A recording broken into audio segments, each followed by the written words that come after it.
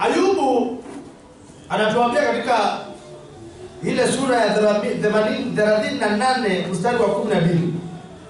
Anasema, "Je, umeamuru asubuhi tangu siku zako zilipoanza? Umeajulisha mapambazuko mahali pake? Have you commanded the day to be on your side? And I pray as I command this day to be on our side in Jesus' name." Nafunza kuhusu mashimo, na nimeitenga mara 3: mashimo ya kiroho, mashimo ya kichawi, mashimo ya mauti.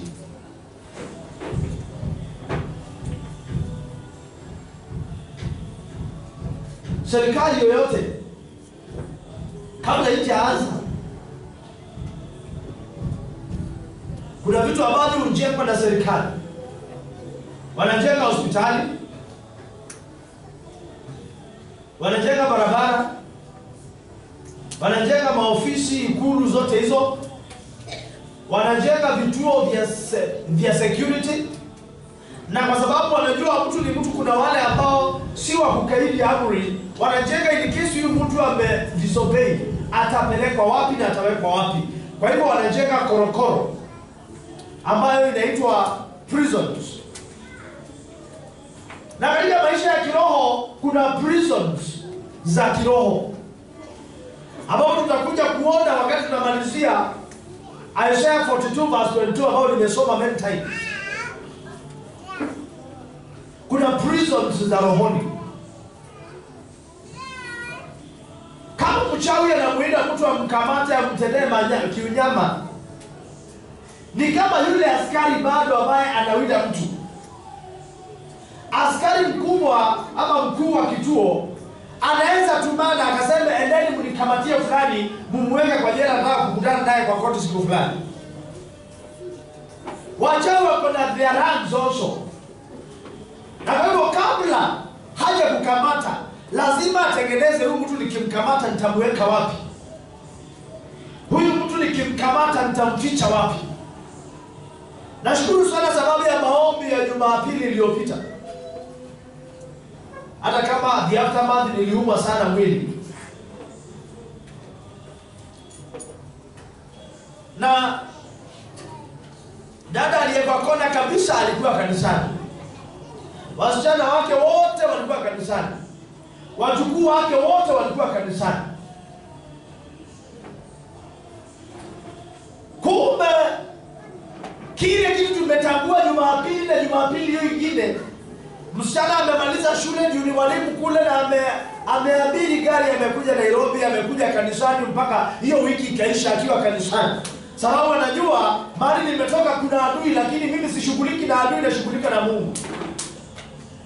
Mkubwa wake, mke wake, kumbe wamepanga vile kwake kutatoka mtu aingie kwenye shimo physically.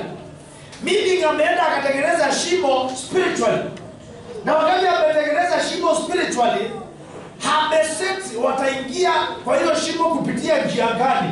Kupitia ajali. Akatenga na ajali. Akachukua pikipiki hiyo mtoto kwa njia zao zile wanafanyanga, wakatia angiza. Wakibeba wakipelekwa, sijui walikuwa wanapelekwa hapo, wanatoka shuleni Thursday, wakafanya accident, wakaanguka. Wakati wameanguka, Mungu ni nani? Ni mkuu, ni mtakatifu, ni muweza wa yote. Akawashindania. Hawakuumia isipokuwa kugwarwa tu kidogo mahali mtu ameanguka. Wakati wameshindwa wale, kumbe ni kama alikuwa na maagano huku kwingine. Friday ameamka asubuhi na mapema, kwake amechimba kaburi. Akachimba. Alipomaliza kuchimba, akakamata kondoo aliye hai, akatia ndani na akafukia. Na akamake sure mama yake mzazi aje akaribia pale, akamwambia usikuje hapa. Why? Hatasikia anatabiri nini na anatamka nini. Kama walisema nyinyi ndio hiyo kondoo, wao ndio hiyo kondoo, sio nyinyi, kwa jina la Yesu. Nimesema haya sababu madhabahu kuna mamlaka. Akisipotumia hiyo mamlaka, naweza kuwa sijakazo kile ambacho kilifanywa. Kwa hivyo shimo hilo walilochimba, wale walizikwa kwa nia ya hiyo kondoo, ni wao walijizika, sio nyinyi, sio wewe na nyumba yako, sio ukoo wako, ni wake. In Jesus name.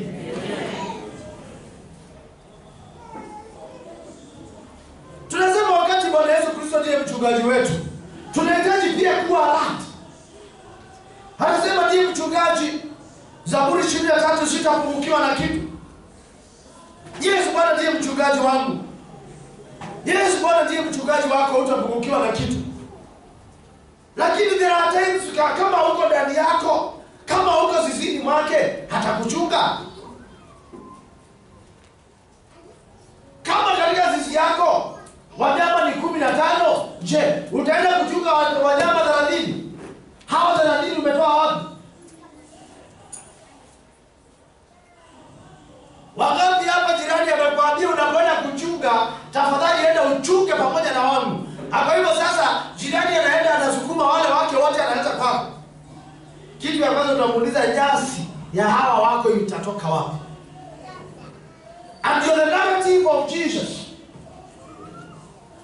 in the book of Matthew 15 verse 21-26, wakati anaongea na mama Mkanaani, na katika mazungumzo yao anamwambia, hii chakula nilicho nacho ni cha watoto, hainipasi kukipea mbwa.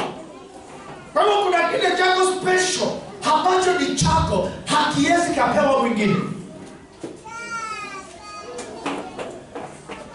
Katika maisha ya rohoni na haya ya mwilini, kuna kinachoonekana physically.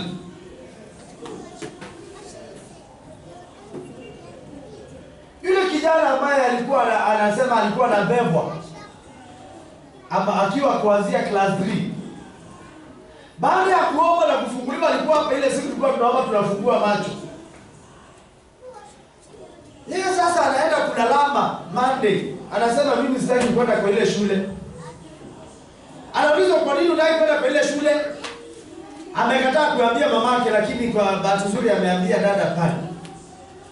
Anamwambia ile shida niko nayo ni moja. Wewe unaweza soma na paka, unaweza soma na mbwa, unaweza soma na simba. Akaulizwa unamaanisha nini? Akasema mimi ile shida inanisumbua, mimi niko shuleni, nikiwa naenda nakutana na huyu, naona namjua vizuri ni kijana fulani, ni msichana fulani, lakini uso yake, mwili wake ni paka. Huyu mwingine mwili wake, sura yake ni simba. Sasa hapo ndipo niliambia nirudi. Nikamwambia, kwa sababu niliwafunza, Yesu anatoka na anaongea na watu. Mathayo 23:3 anawaambia, nyinyi ni joka, wana wa majoka. Yaani Yesu alikuwa anaona vile walivyo, lakini watu wanaona watu. Lakini Yesu anaona yule ni joka, yule ni mtu, yule ni msichana, yule ni mama, yule mwingine ni nyoka. Na hiyo ndio maisha ya rohoni. Ndio maana tukiwa tumekaa hapa hivi, physically sisi ni watu. Na kama umefunguliwa wewe ni nani? Ni mtu. Lakini tukianza kuomba, unaweza shangaa ukiona yule alikuwa amekaa ametulia, hakuna kingine ndani yake ambacho kinakatalia pale, kwa sababu kishaabiri kukaa ndani ya yule mtu. Hebu nikamwambia chukua huyo kijana. Hili ajue sio shuleni tu kuna paka, sio shuleni tu kuna mbwa, mpeleke hapo nje kwa soko. Ulimpeleka? Na akaona paka. Sisikii?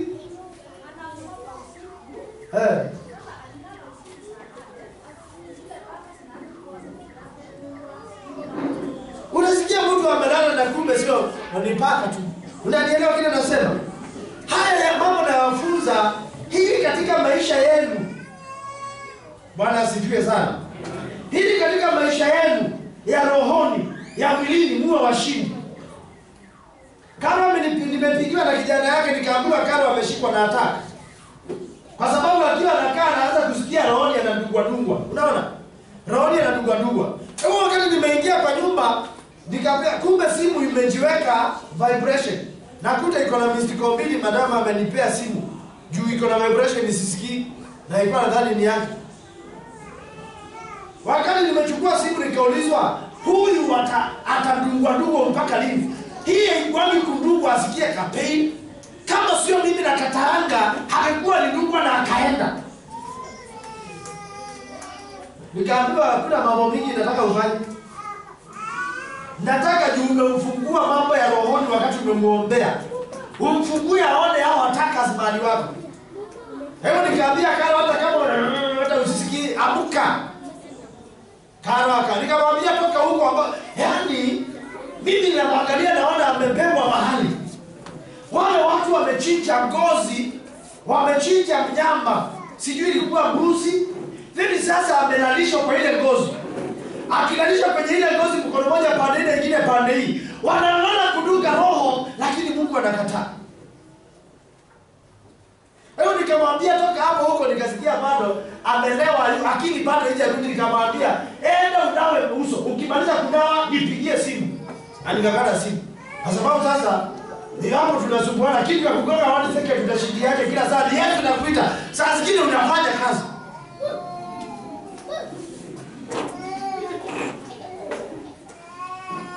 Alipoamuka nikamwambia leo hii kwa sababu wewe ndiwe a victim. I want to use the victimness to become power. Na Mungu waombe. Na muuliza unaona funga macho acha kuangalia watoto. Asante, nimefunga. Baba nafungua mtoto wako macho haya. Nataka umuonyeshe watu hiyo timu bali imekaa. Yaani watu walienda wakakaa mahali kutoka asubuhi. Na kazi yao wamenoa kisu very sharp. Na ndio wanaanza kuduga roho yake. Na bali anasikia ni wapi? Rohoni tu. Nikamuuliza, "Unawaona?" Hata sijamuuliza duru. Ndio hawa, watatu kwanza. Wako na nini? Wako na kisu. Sasa Karo ameelewa mambo ya roho. Nikamwambia imeandikwa Isaiah 54:17. Silaha watakayotengeneza itawapiga wao, haitafanya kwako. Imeandikwa Proverbs 26:27. Shimo watakaochimba watatumikia wenyewe. Sikumwambia leo nafunza kuhusu shimo. Na nikwambia kwa sababu mtu kabla haja kufa akidungwa na ile kisu, ile mshale, unajua kisu ni sharp kuliko mshale. Kwa hivyo ukiona wanatumia kisu, ujue wako rangi ya Freemason. Kwa hivyo sasa wanakuanga na maji fulani na kaka kama euphobia. Ambayo inapakana kwa ng'ombe kama ako na glands na shida. Ambayo inaitwa chadha. Nikamwambia kama walikuwa nayo ujue ulikuwa unaenda kuzikwa. Ndio hiyo hapo. Wako na kisu na wako na chadha. Naye Karo ni nani? Aliwagonga wote na hizo visu.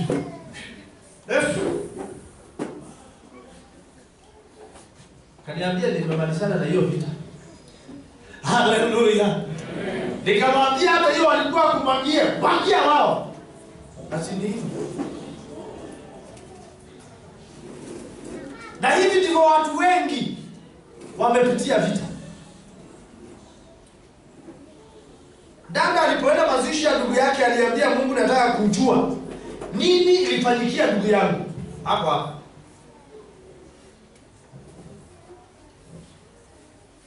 Baada ya mazishi around 19 January, Mungu akambeba akampeleka kwa kichaka. Akamwonyesha mahali walichukua ndugu yake, mahali walimwitia na mishale waliomgonga.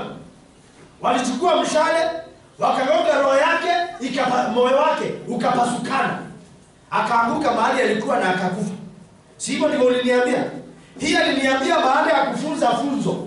Akaniambia alipoambiwa aliona tu hii ni ndoto nimeona ama ni mambo sielewi. Kumbe it is exactly what happened. Ndugu yake mkubwa na msichana wake mkubwa wakaenda kupiga ndugu yao. Haya nimekufunza. Hili roho yako iwe immune. Isiwe inaweza pigwa mshale au kisu au chochote ambacho kinaweza haribu. Kwa sababu nataka usome Zaburi vizuri.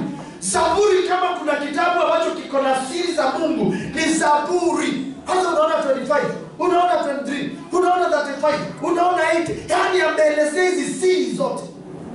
Daudi analalama, anasema wanaiwinda roho yangu. Roho huwindwa. Kuna ulimwengu unaonekana. Na huu ndio tunaona leo. Lakini mambo ya huu unaonekana yakiwa yanapangiwa rohoni.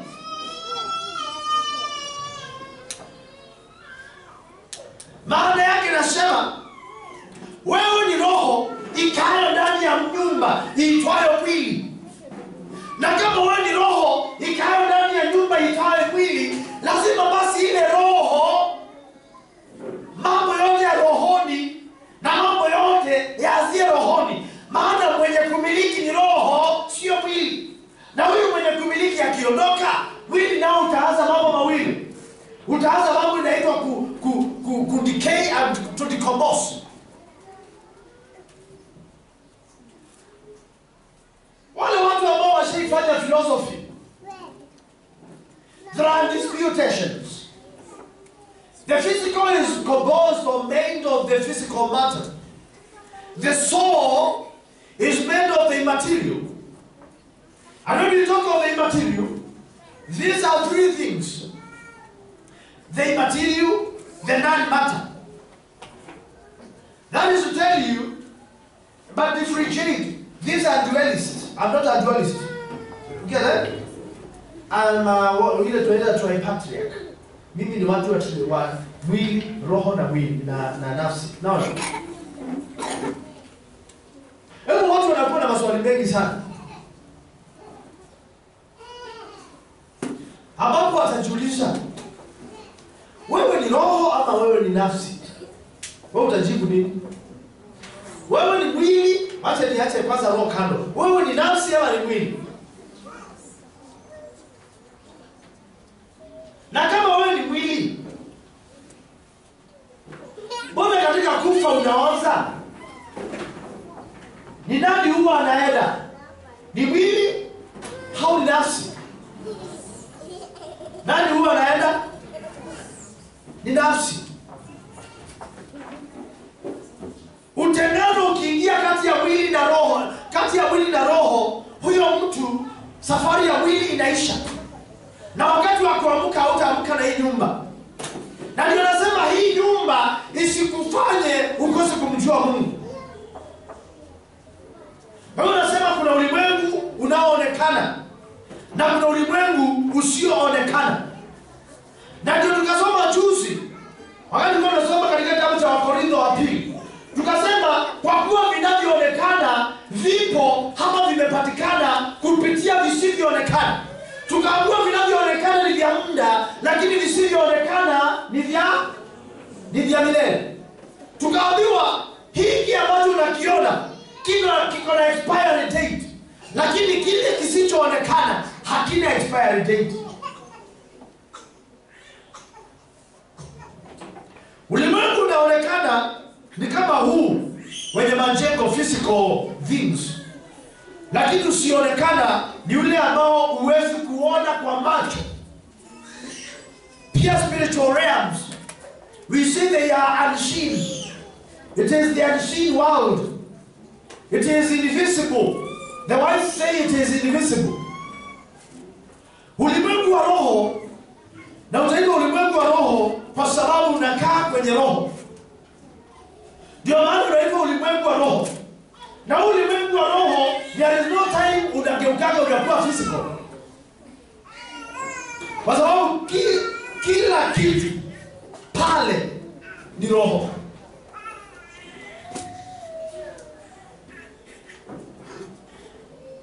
Kuna watu ambao wakipitia magumu sana ya mambo ya rohoni, hapo umetezwa na mashetani. Mungu wena to the point of kukufungua rohoni, huu unaona kabisa.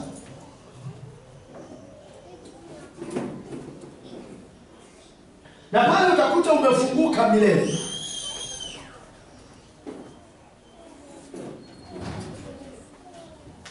Kwa mfano, kisu kinaweza kuwa mtu.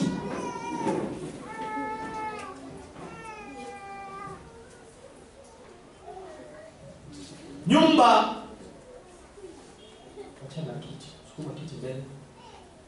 nyumba inaweza kageuka kuwa maji.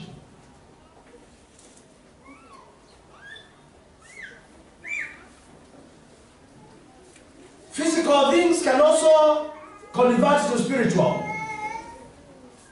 Kwa mfano alipoona hao watu ambao walikuwa wamekaa kikao, wakiwa wamepanga leo kataenda, walikuwa na kisu.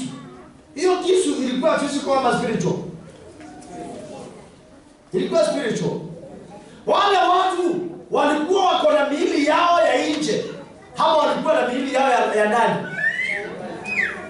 Karo, ulipoangalia uliona miili yao ya nje? Uliona ya ndani? Lakini ilikuwa na mavazi bado.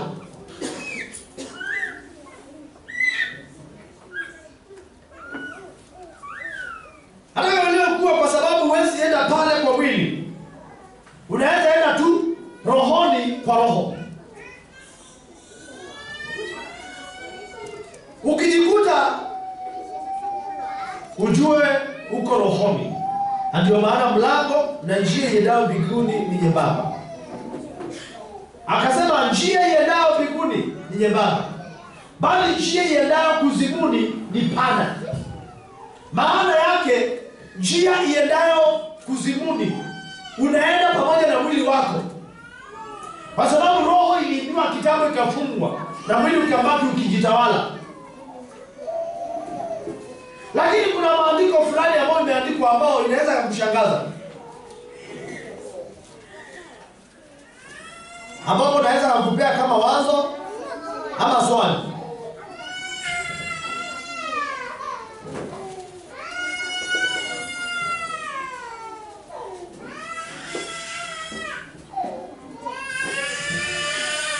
Sikiliza. Kitabu cha Mhubiri sura ya 12.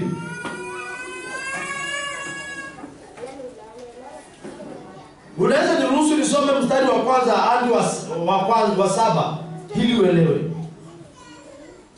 Biblia inasema mkumbuke mume wako siku za ujana wako, kabla hazijaja siku zilizo mbaya, wala haijakaribia miaka utakaposema mimi sina furaha katika hiyo.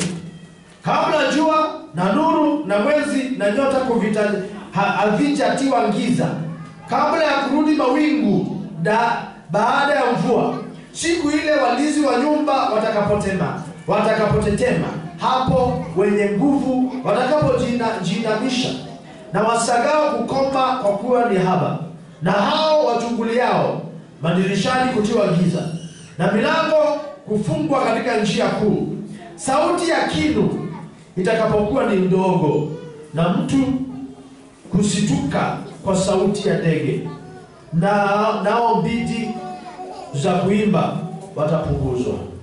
Naam, wataogopa kilichoinuka, na vitisho vitakuwapo njiani, na mlozi utachanua maua, na panzi atakuwa ni mzigo mzito, na pilipili hoho itapasuka.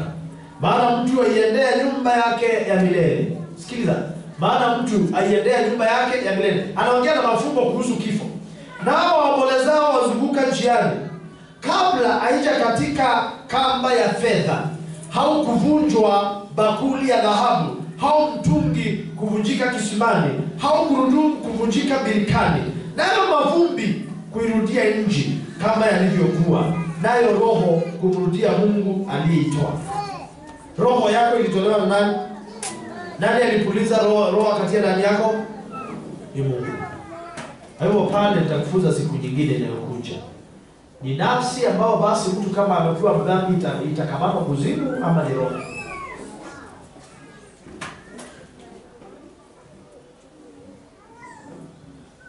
Mambo unayoyaona mwilini yalianzia rohoni. Magonjwa huanza rohoni kwanza. Shida ulio nayo mwilini ilianzia rohoni. Na haya yakiteguliwa rohoni, hata kama mwili ni mzima, unapatikana ukiwa mgonjwa. Tatizo ulilo nalo lilianzia rohoni na ni la rohoni. Uwezo wako wa kutatua mambo katika ulimwengu wa roho ndio uwezekano wako wa kushinda katika ulimwengu wa mwili. If you are spiritually vulnerable, everything then will be empowered to bring you down. Vita ambao umekutana nayo si ya mwilini na haijaanzia mwilini, ni ya rohoni, na imeanzia safari yake rohoni. Wakristo wengi duniani ni Wakristo wa kwenda kanisani, na ndio unaona mtu ni Mkristo wa kanisani lakini analongwa na mchawi. Na ukiuliza kati ya Mkristo na mchawi nani ako juu kiroho? Pande ya mtu, pande ya Mungu, nani ako juu? Mkristo. I want you to understand, hadui huachoki. Akishindwa njia moja anazaa kutengeneza njia nyingine. And every time be alert spiritual. Kwa hiyo Wakristo wengi duniani na watu wengi duniani ni wakwenda kanisani tu.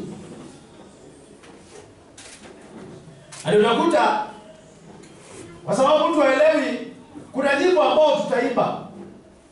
Mwamba wenye imara wako nitajificha, maji hayo na damu toka uni na damu.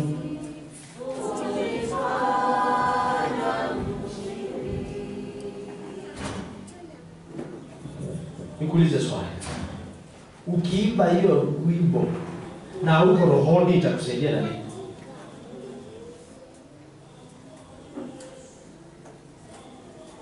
Wakati unaomba, wakati unaongea na Mungu, there are things you say you will do. Instead of saying I begin doing them now. Kwa mfano tumeimba wimbo hapa, ambia Farao na hiyo Farao tunasema ni the devil, sitarudi tena Misri, naenda Kanaani. Unaona? Sasa huyu anakuambia umwambie. Na wewe unaweka kitu ambao kwa muziki tunaita canon. Ile ambao tulikuwa tunafanya tukiwa wadogo shule. Unasikia hii roho ya kwanza hapa tunaambiwa, hii pande hii unaambiwa muimbe wa kwanza. Rejoice in the Lord always and again I say. Hawa wakianza rejoice na hawa wakiendelea, hawa wanaanza, hawa wengine wanaanza, hawa wanamalizia. Unaona Kwa hivyo sasa unakuta that is what we are doing. Ama unajua kijimbo kama hiyo? Hebu tuchukue hizi viti tatu na viti tatu. Tuanze. Rejoice in the Lord. What to do?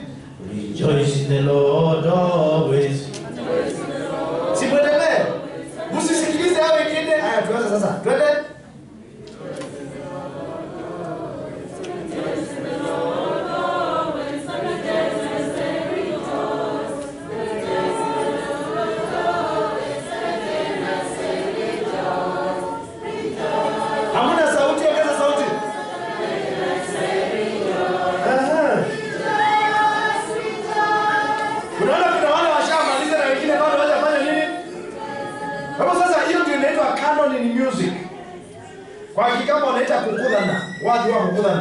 Rejoice in the Lord always, rejoice in the Lord always. Unaona Hebu sasa unakuta hapo sasa pia itakwambia kama wewe ni mtu ambao haunanga msimamo utajulia kwa wimbo kama hiyo. Mtu ambaye ana msimamo atabeba na huyu mwingine. Ama ujui pia kifuzo, hebu tuone, wacha tuende 1 2 3. Kwini sauti. Rejoice in the Lord always. Rejoice in the Lord always.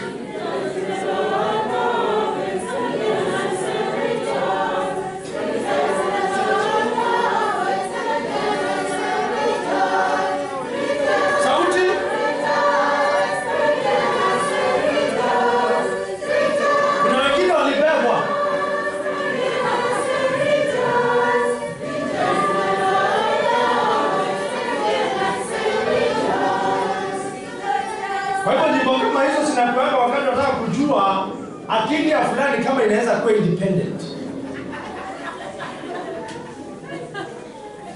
Kwa sababu huyu amesikia rejoice in the Lord, huyu mwingine wale amekia rejoice in the Lord, akaingia hata yeye anaisaidia rejoice hapo aliingililia katikati. Unaona Je, unaweza anza kitu yako na uende nao mpaka mwisho? Unaona Haya, hapa nakata katikati. Hapa kuanzia hapa twende hivi. Rejoice in the Lord always. Rejoice in the Lord always. Again I say always. Again I say always. Again I say always.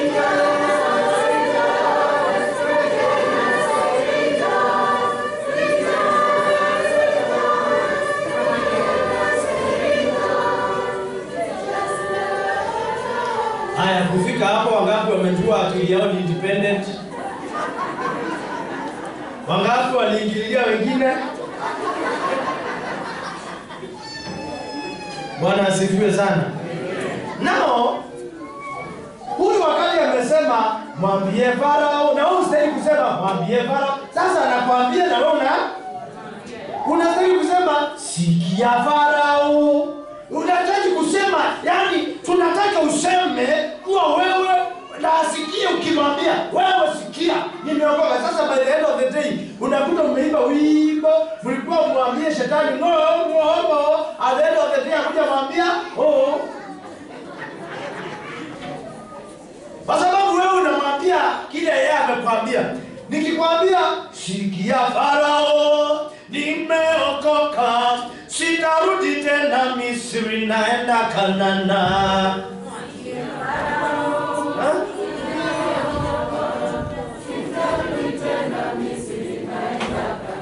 Mwambie Farao nimeokoka, sitarudi tena kwako, nina Yesu milele. Sikia Farao, yes, nimeokoka, sitarudi tena Misri, naenda Kanana. Mwambie shetani wewe ni wa Yesu daima, umempa Yesu maisha yako milele. Sikia Farao nimeokoka, sitarudi tena Misri, naenda Kanana. Nikwambie inua mikono useme ni Bwana. Ni Bwana, useme ni Bwana. Hapo sasa unaelewa. Sasa unainua mikono unasema Bwana, ni Bwana, ni Bwana, ni Bwana, ni Bwana. These songs are very good. Lakini now as a theologian I am, some songs are not theologically paraphrased well. Unaona So unakuta you wanted to communicate to God spiritually, lakini you not communicated to God. Wimbo kama mwamba wenye imara ni wimbo mzuri sana. Unanielewa? Lakini si useme mwamba wenye imara, wewe ukafanya dhambi kule ukijua mwamba wenye imara atakuficha. Spiritual responsibility begins with your life. Wakati umempa Yesu maisha yako, that's when your spiritual responsibility begins. Bwana asifiwe sana. Hapa kuna watu wameshika mambo ya kiroho kweli kweli. You can imagine wewe pale kwa njia unatoka hivi kama ile mfano alikuwa anasema, unaangalia mtu, unamuona, unamjua. Lakini ukiangalia unaona mamba. Unajaribu kuangalia uone mtu. I tell you the truth. Watu ni wengi sana nje, lakini ndani sio watu. Kwa sababu mtu anaweza kuwa aliibiwa, roho yake ikafungwa kwenye shimo, na baadaye sasa akawekewa roho ya mnyama. Kwa sababu akikaa bila roho basi atakufa. Hata nilikwambia vitu vingi zinaitwa manuizo ya maroho. Hii somo nimeamua kulifunza leo hii kwa sababu ya jambo la kipekee sana. Watu wengi hapa kwa njia moja au nyingine washaiota na mashimo. Watu wengi hapa washaota wakiingia kwa kaburi, hiyo ni shimo. Wengine washaota wakiingia kwenye shimo, ama wakaona shimo hata kama hawakuikaribia. Ama wakaona wakiwa ndani already. Wakati washaona wakiwa ndani. Wakati washaota wakaiona, wakaona wakiwa ile process ya kuingizwa. Naona sasa kuna shimo ya round na shimo ya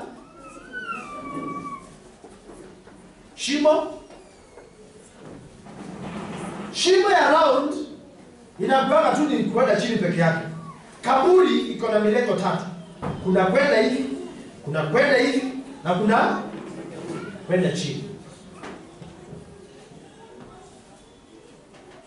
Lakini uliota ukiingizwa kwa shimo na ulikuwa kwa kitanda. Ukaamuka ukasema ni ndoto. Kama sija kutoa kwenye hiyo shimo ama sija kufanyia deliverance. Uko tu hapo. Uko tu hapo. Na leo nataka utoke kwa jina la Yesu.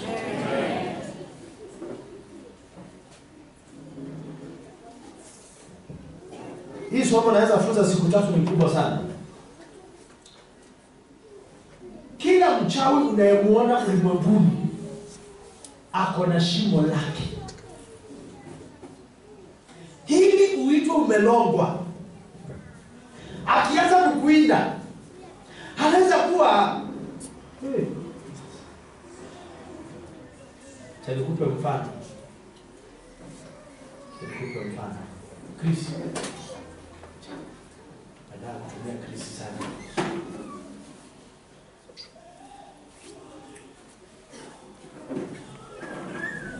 Huyu ni Chris. Simama hapa hivi kwa mkani.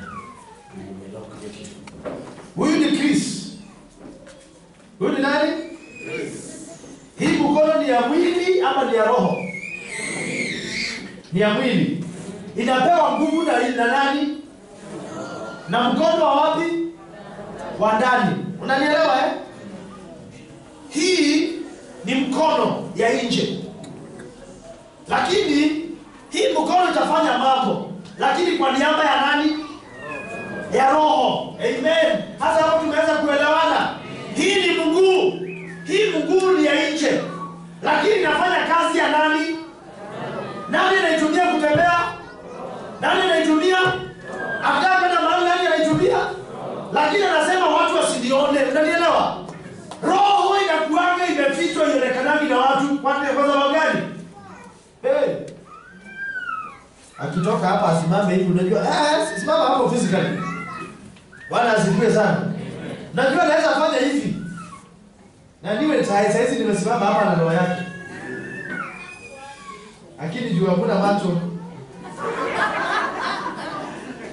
Wacha nikupe mfano. Wakati ya huyu mchawi anakuinda, juu alikuwa anatafuta nyota, yaani mtu ambaye ako na nyota ya kipekee kwenye kichwa chake. Yaani anawazaga ushindi. Anawaza hesabu anaiangalia hivi, anakuambia 1 + 20 it is 21. Na hata haja afanye ile tuzilo kakumbo na kake. Kwa hiyo sasa unakuta huyo mtu ni mwerevu sana. Yeye anatafuta, huyo mchawi anatafuta mtu mwerevu. Na kwa hiyo kwa bahati mbaya, and God forbid, Jose ameenda kwa mganga.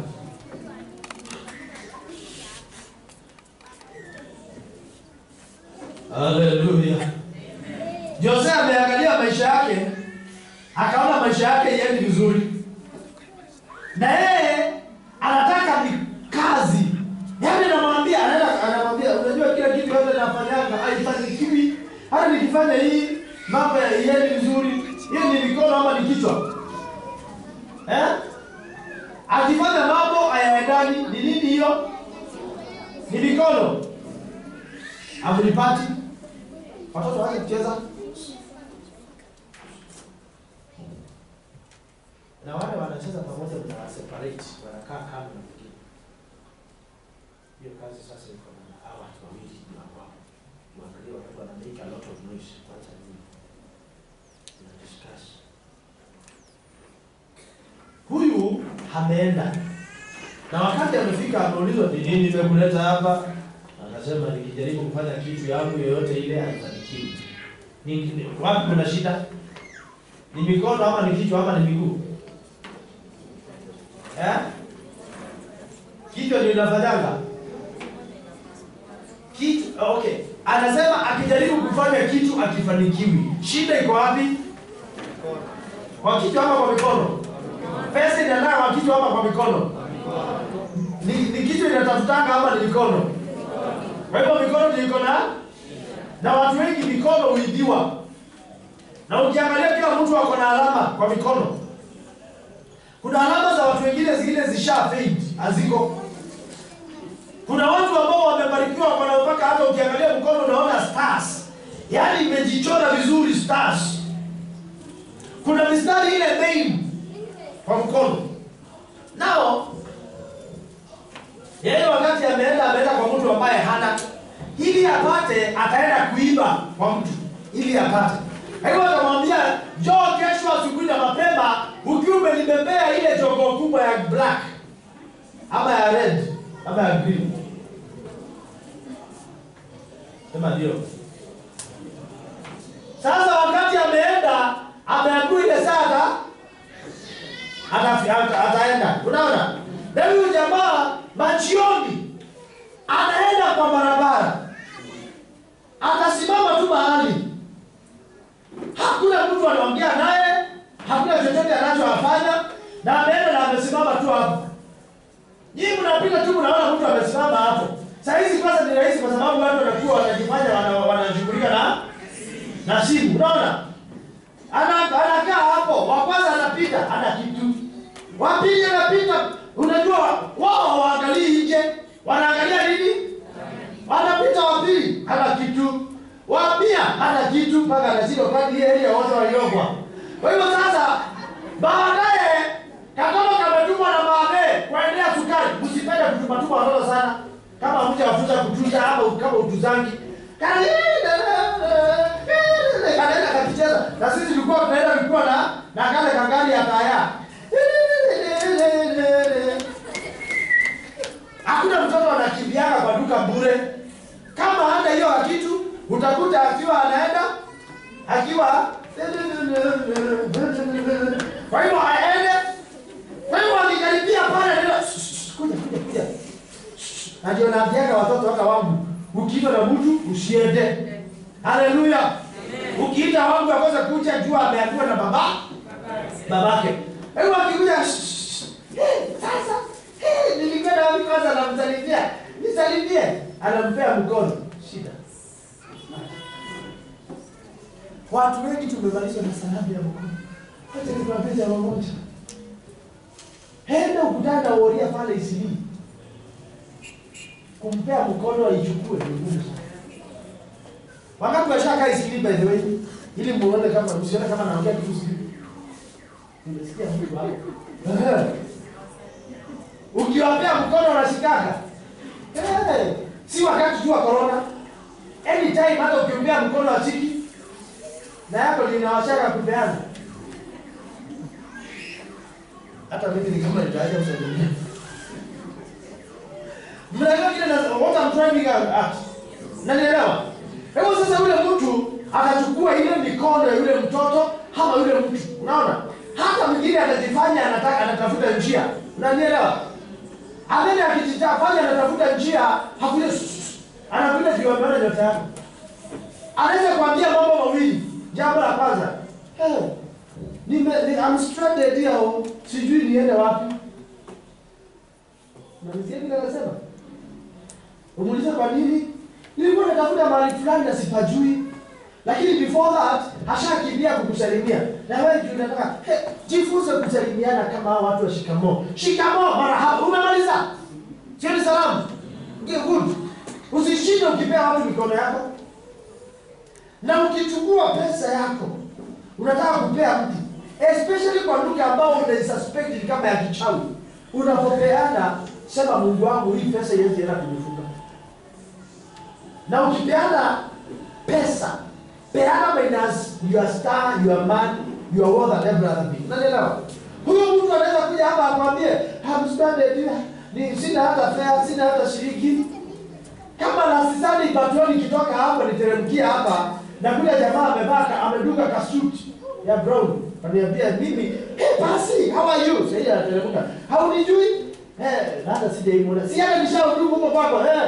Okay. Unaenda nani? Sinaitwa sijui aliniambia kinajua hapa ni Masharia. Nikamuuliza, okay. Ulihudumu aje? Mimi muimbaje? Umeimba kabisa hizi. Hizi ni ya pili. Ukiteremka pale chini, kufika pale akaniambia, "Pasi naweza ongea na wewe?" Ongea. Akaniambia nimetoka kuhudumu ngoja. na sina fare. Nikamwambia asante sana, hata mimi hata sikuwa na wallet, hata mimi sina wallet. Niliacha nyumbani. Kwa sababu kati ya watu wote amepanda amekuja kunipata hapa. Mbona hao wengine hakuwauliza?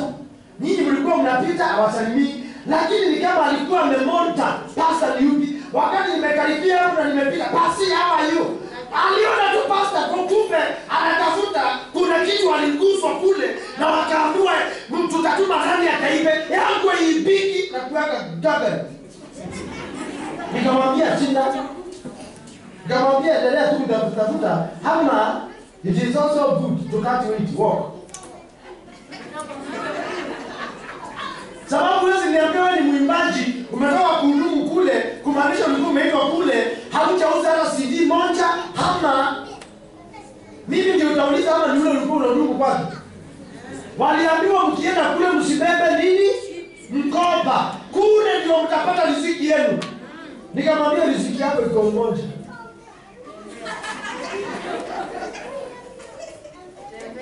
Kwa hiyo sasa wakati huyu ameiba huyo mtu, kama ameona mwanamke, akamwambia mama fulani, hata anaweza itana jina ambao mama Angel.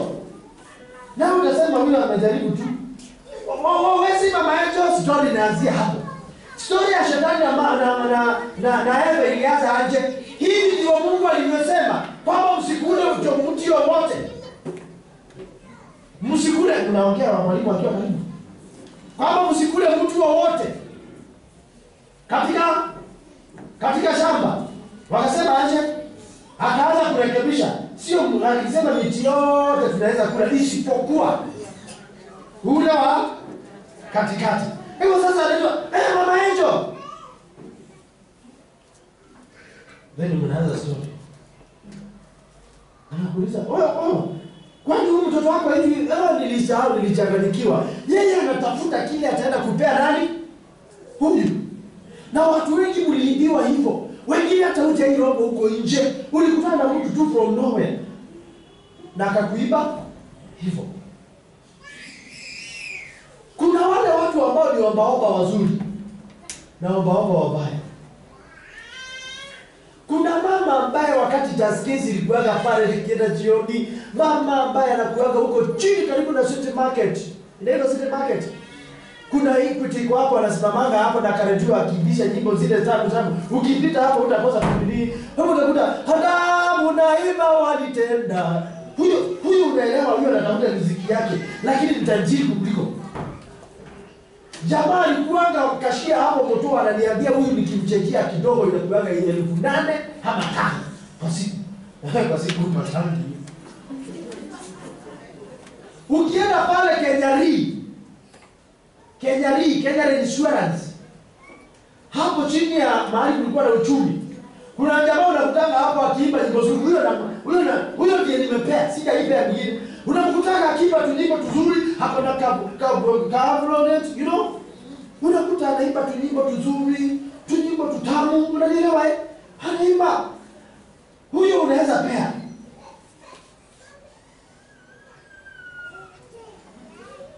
Amen. Kwa hivyo sasa wengi wanaiba. Unaona mtu anajifanya hata amepotea, hata ajui yako wapi. Hajui, muonyeshe njia, macho inaenda. Kwa hivyo anything you are doing unasema kwa moyo wangu nitakupea, na badala ya yangu nipotee yako ndio inaenda. Sicheze na mtu wa kiroho. Na wafunza kuwa nini? Watu wa kiroho. Hebu sasa kesho yake ataenda, haambiwe mahali ambapo sasa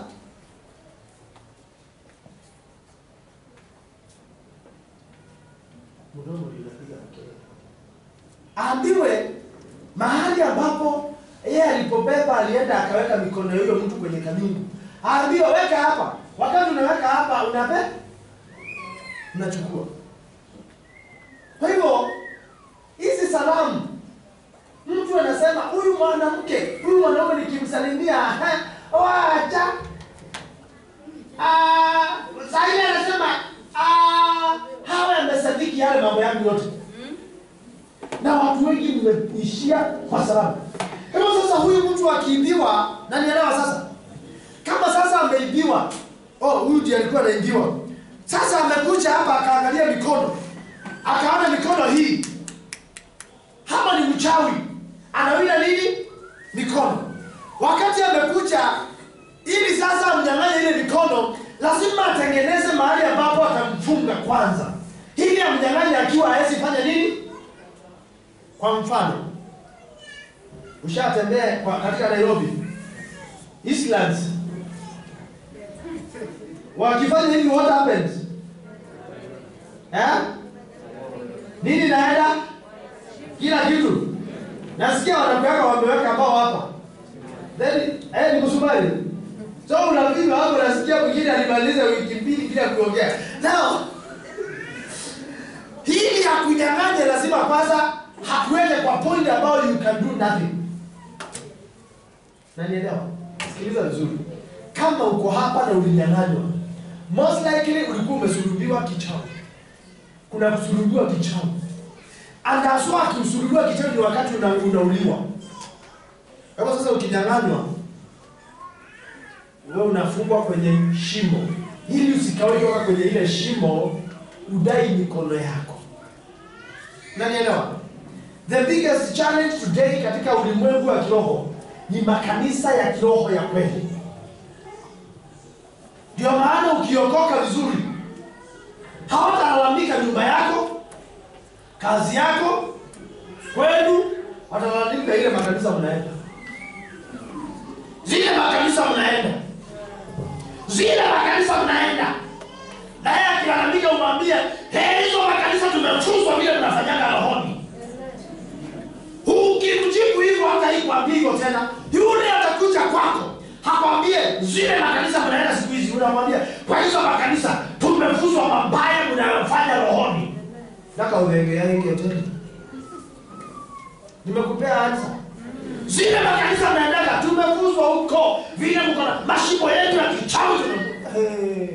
Hata kipia kama wazimu. Kitu kingine ya pili. Mtembee hivi pole tu. Unanielewa? Kuna watu ambao huiba watu, usimama hapo kwanza. Usiku. Huyo mtu alikuwa anawinda mikono yake. Ambaye sasa ama aswa anataka kumuiba, akamweke nje ya duka yake. Watu wengi mko hapa mwili, lakini roho yenu iko pale na kakegele. Samosa ni 50 na chai ni 100. Hapo kuna kegele sigiagi. Lakini spiritually unakuta watu wanaingia tu kuingia. Wako wapi? Ni wafungue macho, mtapita kwingine na mtawaona. Niliwaambia simuda inasimuda watu. Mkaona kama ni uongo na nikajua itaisha. Iko. Iko simuda. No simuda again. To simuda is to kill slowly. Kwa hiyo sasa akianza kuinda, anaweza kuja akiwa ameabiri chombo kinachoitwa paka. Mliona Jumapili vile kwao walienda na chombo ambacho kinaitwa budi. Na wakati wametoka nje usiku ndio budi hii. Kichwa ni ya mtu, mwili wa sio ndio ilikuwa. Nauliza hivyo ili muhakikishiwe. Unaelewa? Kwa hivyo yeye alishindwa na kuficha uso yake, alijaribu kuficha akashindwa. Hebu sasa wakati ameanza kuinda usiku, ataanza kuinda mchana, hapiti aseme kwake ni hapa tutaonana usiku. Hebu sasa usiku ushasikia vitu zinaanguka kwenye mabati. Na ukitoka nje uone mchanga, hakuna upepo, zinaanguka tu. They are landing. Spiritual. They are landing. Na before walandi unaweza sasa kusikia paka inalia usiku. Inalia kama mtu. Inakuanga mtoto, mzee ama mama. Paka inalia. Sijui inaliaga aje. Ile sauti inalia tu kama paka mtu. Unaona eh? Yaani wakati inalia hivi, wewe unadhani ni paka. Kumbe huyo mtu wako hapo ana monitor mahali unalalanga. Ana monitor kile unakula. Ana monitor vile mnavyoishi kwa nyumba. Ana monitor wewe ni hasira ama si hasira. Ana monitor umefuria mama ama umefuria watoto ama umefuria mzee. Na wewe ulisema sina kujadiliana. Wewe ushajiuliza kwa nini Mungu amesema isifike jioni ukiwa na hasira. Usikawe jaribu kwenda kwa kitanda ukiwa na hasira, utakuwa umejiuza. Maana wakikuja usiku hapo na mlango wanaingia kia mpaka inside. Umeambiwa isifike jioni ukiwa na nini? Maana utalala hukumu wafunguliwa umewambia come. Today I'm yours. Hebu sasa wakati watakuja usiku. Kuna mti iko hapo nje. Na sijajua kwa nini watu wengi wanakuwa wamepanda mti hapo tu nje. Hai. Ataangalia. Julia ni roho ataingia kwenye ile mti. Naona eh? Akiingia kwenye ule mti ataweka manuizo kwa nyumba. Akiweka manuizo kwa nyumba kwa kitanda, huyu jamaa atasikia anja, aidha dogo ama kubwa. Atasikia kuamka. Tena akisikia kuamka usisahau hana haja ni ya kutengenezwa imewekwa. Hivyo hakiamka ataangalia ile mti kwanza. Hataona sio mti ni mti. Haangalie tena hataona mti, hataona mtu. Sasa na yule mtu anafanya manuizo ndani ya roho yake sasa it is getting corrupted eh? Wanangojea atani. Wakati ametani si alikuwa hivi na mti ni hii. Wakati sasa ataona na alikuwa anaenda kwa choo atatani, hebu tendelea. Tani. Akitani atakuwa na jina la maana kwake peke yake kwa kinywa chake. Mama. Hebu kimbia tuone unaweza kimbiaje? Sasa anasema mama yangu, mama. Usiwe unaita hiyo jina before uite Yesu. Ita Yesu kwanza. Hebu atakimbia. Sasa ile anakimbia ndio watachukua roho. Abaki mwili. Umeelewa? Kwa hivyo sasa wataenda. Simekwambia yule amechukuliwa ni mtu mzima. Huyo sasa ndiye anaenda anabebwa. Sikiliza vizuri. Hataenda, wengine wanafungwa kwa barabara. Wengine watafungwa kwenye hasa atakuwa anamfunga pale, anaweza akambeba. Wakati anafungua duka, anampeleka pale. Ukiwa unatembea hii mji na ukuta saa hiyo ndio wanafangia. Tana around usipitia hapo wanafangia. Tia kafe. Watu wengine kulifakiwa. Nikapita mahali nikasimama tuka ile kaujaja yangu. Nikakaa. Naona mtu wa kwanza anapita, wanafagia. Wa pili anapita, wanafagia. Watatu anapita, wanafagia. Kwanza sikuangi comfortable na hii maneno ya umeingia supermarket, hauna uchafu. Ukikanyanga tu hivi unaona mtu anafagia. Na wapiaga tafadhali usinifagie. Naweza ingia na niache kununua. Nani alisema kila saa kufagia? Kufagia. Ukikanyaga hapa hivi wanafagia. Ukikanyaga hapa kando wanafagia. Be very careful. Hapo wakati roho yake imeibiwa, unanielewa? Huyo anaweza tiwa kwenye shimo, anaweza tiwa kwenye chupa, anaweza kufungiwa mahali popote pale. Hapo the challenge is what happens roho ya mtu ikiibiwa. Na watu wengi wamefanya nini? Wameibiwa. Hapo sasa ndio nimeita huyu nikakwambia hakuna mkono wa nje. Lakini huu mkono wa nje sio mkono unaotawala, ni ule wa ndani.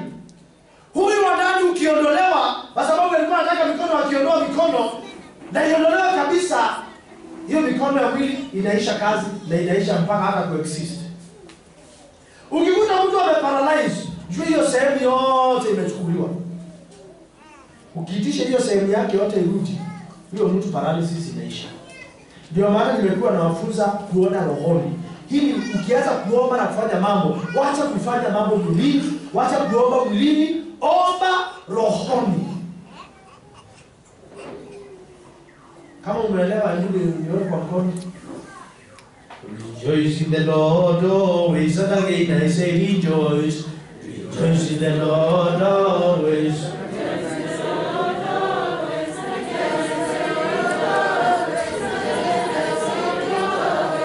Rejoice, rejoice.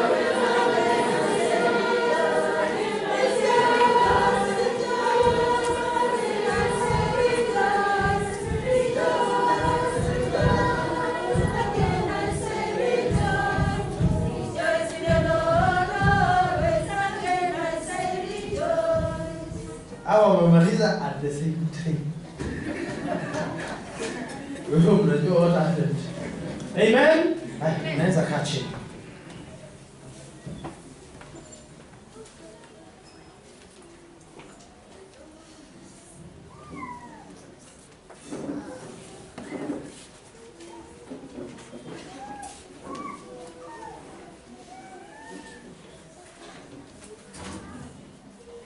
Wakati Roho Mtakatifu anakaa ndani yako, wakati unaimba nyimbo kama hizo za mambo wenye imani, unajiuliza swali, utajificha ama utamficha ndani yako? Kisoma Zaburi 124 mstari wa kwanza hadi ule wa 8, utakuta mambo ambayo yatakushangaza. Huyo anasema kama si Bwana aliyekuwa pamoja nasi Israeli, na aseme sasa kama si Bwana aliyekuwa pamoja nasi wanadamu walipotushambulia. Nani waliposhambulia? Wanadamu walipotushambulia. Hapo hapo wangalitumeza hai. Sikiliza vizuri, wangalitumeza hai. Kwa hiyo kuna watu ambao umeza watu wakiwa hasira yao ilipowaka juu yetu. Papo hapo maji yangalitugarikisha. Mto ungalipita juu ya roho zetu. Mto unapita juu ya nani? Ya roho zetu. Meaning what? Kuna kufungwa chini ya maji. Siri ndio hiyo. Papo hapo yangalipita juu ya nafsi zetu. Maji ya furikali. Na imitiwe Bwana asiyetutoa kuwa mawindo kwa meno yao. Kumbe mtu anaweza kuwa windo kwa meno ya mtu. Nafsi yetu imeokoka kama ndege katika mtego wa wawindaji. Nafsi windwa na kuibiwa. Mtego umevunjika, nasi tumeokoka. Msaada wetu uko katika jina la Bwana aliyezifanya mbingu na nchi. Nitayainua macho yangu nitazame milima, msaada wangu. Kwa hiyo kuna ulimwengu kabisa ambao uko rohoni. Ulimwengu kabisa ambao uko wapi? Rohoni. Na ulimwengu ndio nataka ninapokuelekezea, ninapokufunza uelewe. Maana vita yako, shida yako inatengenezwa kule, isikawahi tengenezwa tena kwa jina la Yesu Kristo. Unaweza kuwa hapa sasa, lakini wewe umeshikiliwa rohoni. Na kama uko hapa na umeshikiliwa rohoni, ninaamuru uachiliwe sasa kwa jina la Yesu Kristo. Mwili, dunia, nchi, viungo. Wewe unaona mtu mwilini anatembea sawa sawa, lakini amefungwa. Amefungwa mapangoni, kwenye shimo, etc. Ndio maana tukianza kuomba utaona watu wana behave differently. Ndio maana saa ya kuomba, saa ya maombi ni ngumu sana katika kusanyiko la watu kukue, hakuna mtu ambaye atamanifest.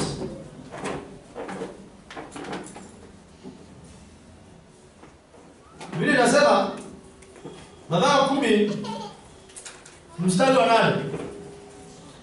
Yesu aliwaambia ponyeni wagonjwa. Wakati alikuwa anatuma Benashara, fufueni wafu. Yaani akawaambia kule ambapo mnakwenda kuna wagonjwa, waponye. Kule ambapo mnakwenda kuna wafu, fufueni. Na wafu ni aina mbili. Wale wamekufa mwili na roho zimetengana. Na already mwili umekufa na umeoza. Na kuna wale ambao wamekufa, kuna utengano wa roho na mwili. Maana yake ni kama watu wamekufa, lakini ili washikiliwe wawe hai, wametiwa roho fulani ndani yao. Inaweza kuwa ni roho ya mnyama, inaweza kuwa ni roho ya pepo. They are the living dead. Wewe kama fufueni takaseni wenye ukoma, toeni pepo, mmepewa bure, toeni bure.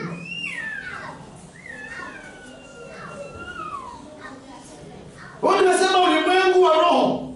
Kuna ulimwengu lakini ni ulimwengu wa roho. Unaitwa ulimwengu wa roho. Ni ulimwengu. Na tunajua ni ulimwengu. Ulimwengu ni wanyama. Lakini ni ulimwengu wa roho. Na nimesema lengo langu leo ni mashimo ya kichawi.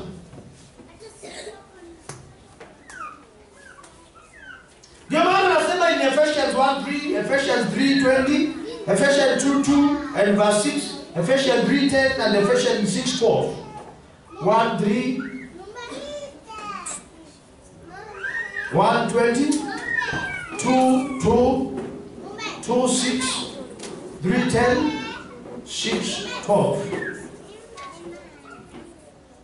Kwa hivyo kuna historia kuhusu mashimo.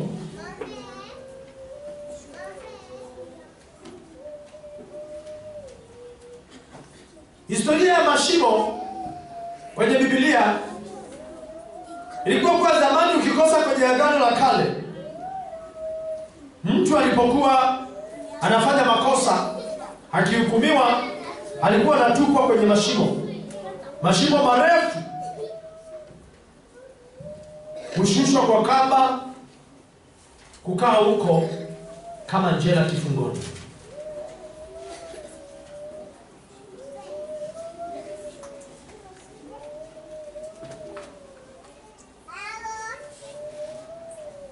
Hawakuwa na magereza kama ya leo, kwa sababu nyumba nyingi za kitambo walikuwa wanajenga sana kwenda chini. Ndio maana ukiangalia the archaeologists ya Egypt za kale zote unakuta wana unveil mijengo ya chini. Wamechimba the old city of David in Jerusalem, na bado wanaendelea kuchimba kwa sababu mijengo mingi ilikuwa chini. Kwa hivyo watu hawakuwa na magereza kama ya leo, na ujenzi wa majumba ya kwenda juu ulikuwa kidogo sana, lakini walikuwa wanajenga sana kwenda chini. Mengi yalikuwa yanawekelewa mawe makubwa ambayo mtu hangesukuma na kutoroka. Kwa hiyo walikuwa wanachimba mashimo marefu sana kwenda sana chini. Ndio maana ukisikia Paulo na Sila walikuwa wamefungwa, milango ya gereza ilitingika, sababu walikuwa wamewekwa chini.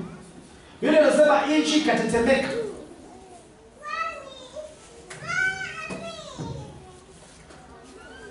Watu wengi walikuwa wakihukumiwa, unabeba unatupa ndani, na huyo mtu anaitwa ametupa shimoni. Wengi walikuwa wanakufa, na wengine miaka 2-3, na haya anaitwa mashimo. Aina nyingine yalikuwa mashimo lakini yanawekwa wanyama. Kumbuka Danieli alipotupwa katika tundu la simba. Ni shimo lakini pale ndani imewekwa simba, na wananyimwa chakula. Ili wakati wamenyimwa chakula, mtu akitupa pale walikuwa na njaa kabisa. Ukitupwa ndani unaliwa na hao simba. Mashimo mengine yalikuwa yenye maji. Yeremia alitupwa kwa shimo lenye maji. Kusoma Yeremia 38 mstari wa 6 anasema, na nabii Yeremia akasema, amina Bwana atende hivi, Bwana yatimiza maneno yako uliyotabiri, kuvirudisha hapa vyombo vya nyumba ya Bwana na watu wote waliofungwa toka Babeli hata mahali hapa. Haya yalikuwa mashimo ya kimwili. Mashimo mengine yalikuwa mashimo ya kutafuta maji. Na ndipo Musa anasema, ukiwa unachimba shimo na hujapata maji na ukose kulifukia ile shimo, mnyama akitumbukia pale utalipa mnyama kwa mnyama. Kwenye Agano Jipya mashimo haya hayapo. Kulikuwa na aina mbalimbali ya mashimo yenye wanyama, ambao lengo lilikuwa kama mtu akihukumiwa kifungo cha kifo, pia kama mfalme amechukizwa na mtu fulani, basi mtu huyo atatupwa ndani ya shimo, hasa shimo la simba, shimo la wanyama ambao watamla aishi. Aina ya pili ya shimo wakati wa Agano la Kale ilikuwa ni aina ya shimo lenye moto. alikuwa linawashwa moto mwingi, na watu waliohukumiwa mfano Danieli, mfano wa Meshaki, Shadraka na Abednego, ambao walitupwa kwenye jela la namna hiyo. Na hukumu yao ilikuwa ni kutokana na mambo ya kisiasa, ambao wao walionekana wametoka Israeli wakaingia kwenye nchi ya watu wa kuanza kupanda na kuanza kupanda kwenda juu kwa kasi sana kwenye uongozi, huku wenyeji wakikosa kibali mbele ya mfalme. Ndipo wakatengenezewa jambo la kuwakamata kwa Mungu wao. Ndipo wakakataa kuinama chini ya mfalme na ile miungu ambao walikuwa wametengeneza. Wakakataa kuinamia miungu mingine ambaye sio Jehova, na ndipo walipohukumiwa kwenye shimo la moto. Lakini Mungu aliwaokoa, na moto ule haukuwateketeza wala harufu yake haikubaki kwenye miili yao. Shimo lingine lilikuwa ni shimo lenye maji ambayo yanafika shingoni. Na maanisha hata hawa juu waliiga haya mashimo. Kuna mashimo ya namna hizi bado. Unaweza sikia mtu ametiwa kwenye shimo la kiroho ambao limejaa moto. Huyo mtu anakuwa anasikia tu anawaka moto milele. Hapo tunaona Yeremia hakuhukumiwa hukumu ya kifo, lakini aliwekwa kwenye shimo lenye maji yanayofikia shingoni. Na you can imagine kama umefika shingoni umechoka, huwezi kaa chini maana utazama. Ilikuwa mtu akichoka kusimama, akiamua kupumzika kwamba achuchumae, basi anazama, hivyo lazima asimame, na chakula anapewa akiwa ameelea tu hapo juu. Aina nyingine ya shimo la Agano la Kale ni shimo lisilo na kitu ambalo ni refu. Mtu alikuwa akiwekwa ndani yake anakufa sababu ya kukosa hewa, sababu tena ya njaa, maana nani atakuwa anakupelekea chakula? Bwana asifiwe sana. Ukienda madhari pale,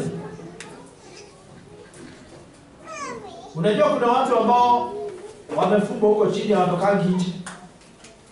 Maana hao watu wakiona mtu tu kile kinawaza kwa akili yao ni kuua. So wamefungiwa kwa mashimo huko chini hapa.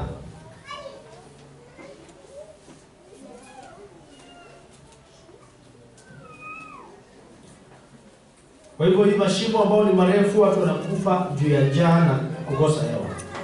Pia kulikuwa na mashimo ya maji ambayo watu walikuwa wanachimba kwa ajili ya kunywa maji, na kama mtu akishindwa kuyafunika juu amekosa maji vizuri, basi mtu alikuwa anaweza kutumbukia na kuzama. Hewa aina nyingine ni mashimo kwa ajili ya vita, na tunaona hayakuwa marefu sana, lakini Wayahudi walikuwa wanayatumia kwa ajili ya vita, na hasa wanajeshi uchimba shimo. Even in the training wanashimba chimbo, kwa sababu hapo ndipo wataingia watoe kakichwa tu.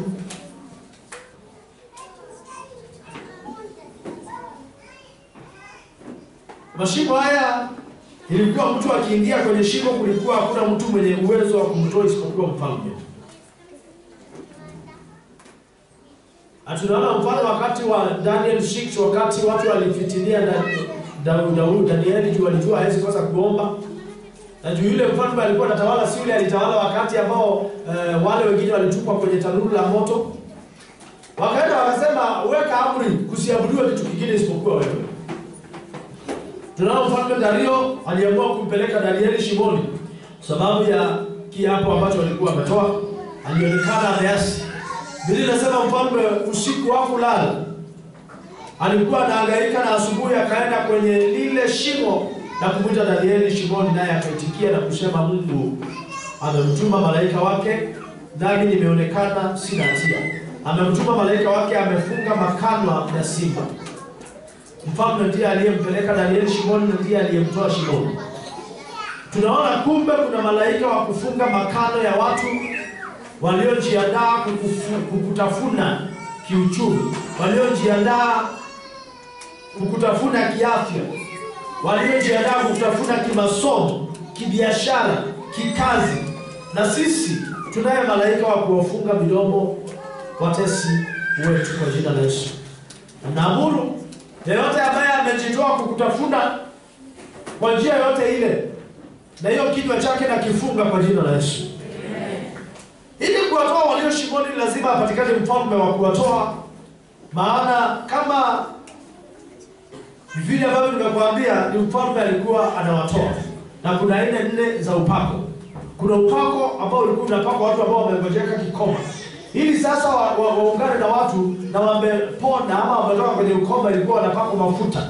Hivyo kuna upako wa kikoma ambao zamani kwenye Agano la Kale, ili mtu mwenye ukoma achangamane na watu, alikuwa anapakwa mafuta haya ili amsaidie aweze kujiunga na wenzake. Kuna upako ile nyingine ya mtu kumiminiwa mafuta ya kumfanya awe mfalme, rais. Kuna upako wa kinabii ambapo mtu anamiminiwa mafuta na kufanywa awe nabii au mchungaji. Na vile vile kuna upako wa kifalme ambao mtu mwenye huo upako ndiye anayeweza kuwatoa wale walio kwenye mashimo. Ndio maana mpaka leo tuko na ile presidential decree kwa wale ambao wamefungwa.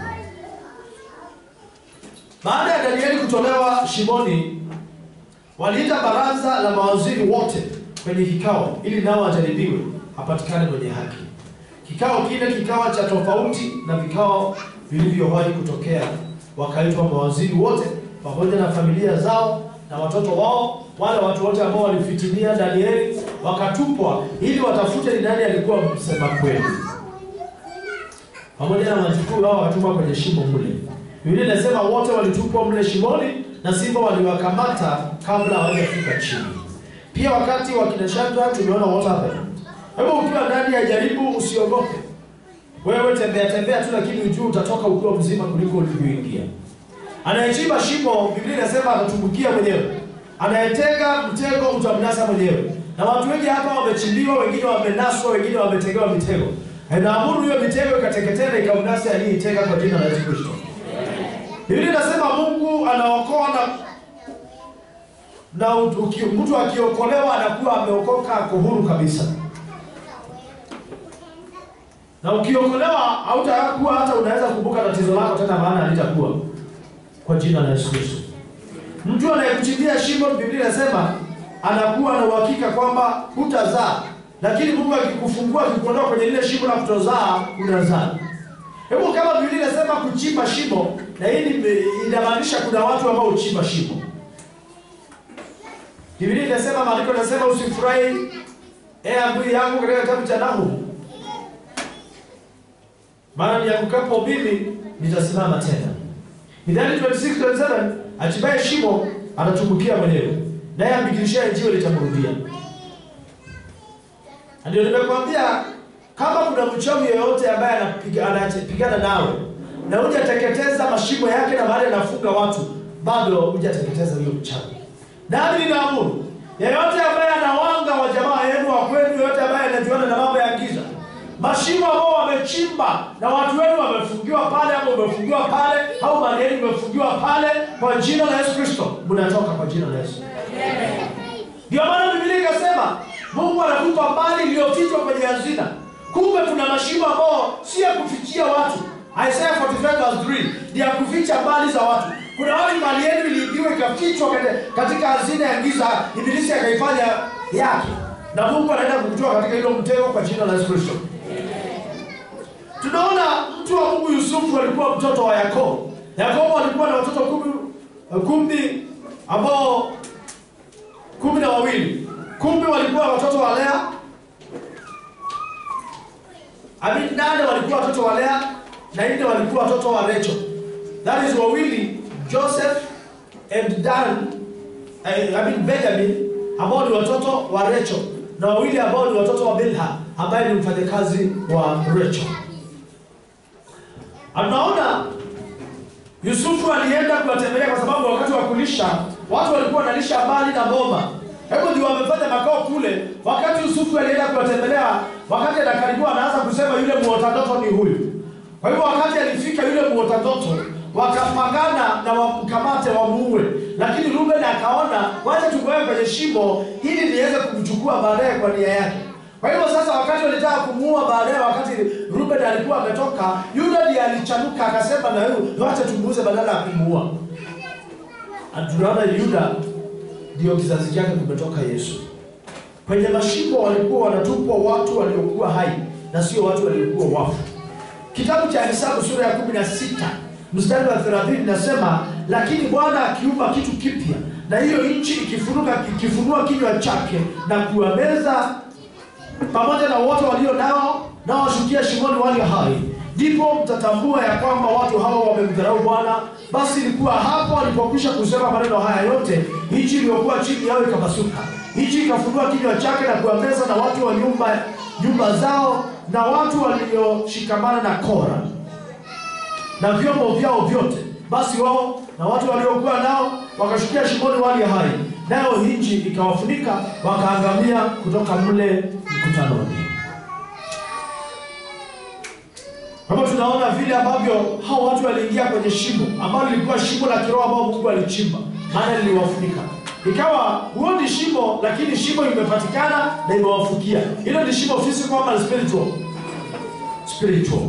Mithali sura ya 1 mstari wa 12 inasema, tuwameze hai kama kuzimu na wazima kama wao washukao shimoni. Tuwameze wazima kama wale washukao shimoni. Kuna historia ambayo nimekufunza sana, lakini kuna historia ya mashimo katika ulimwengu mpya, the New Testament. Hayo mashimo tuliyosema yalikuwa ni mashimo ya kimwili, lakini kuna mashimo ya rohoni ambayo yale ya rohoni huwezi ukayaona. Unaweza kuta na kwamba udile unakaa kuna shimo. Kuna mashimo kwingi sana. Mashimo haya yana majina mbalimbali. Hayawezi yakaonekana kwa macho, kwa sababu shimo lenyewe ni roho kamili, lina akili, linaweza kukimbia.